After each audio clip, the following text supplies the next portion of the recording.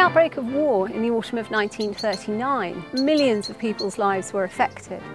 But they were not just affected abroad, it was also on the home front.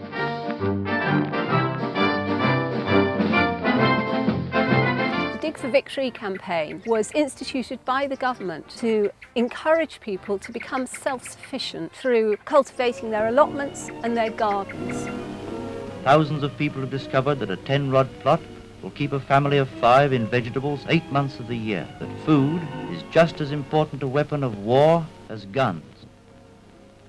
Digging for Victory is the book that traces the history of that Dig for Victory campaign and the efforts made by individuals in their allotments and their gardens.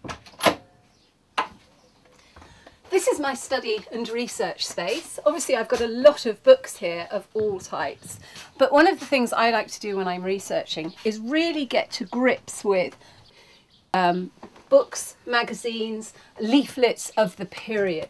One of my favourite things that I've got here is this one, Dig for Victory, leaflet number 20 on how to dig. Now, why on earth this wasn't leaflet number 1, I have no idea. And one of the fascinating facts I found whilst writing my book on Digging for Victory is that this foot belongs to Mr. Mackay of Acton in London.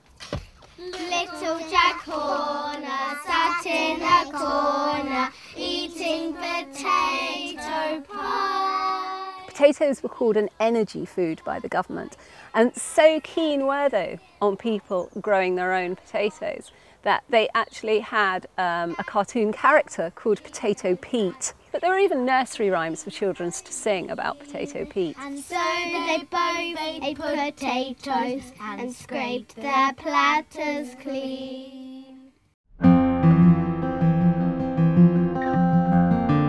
For many people, gardening must have come as actually a release from a lot of the pressures, particularly for people with family members in the forces or just spending their whole day inside a noisy factory. They could come back out onto the allotment and at least it was a bit of peace and quiet, the same perhaps as we do now.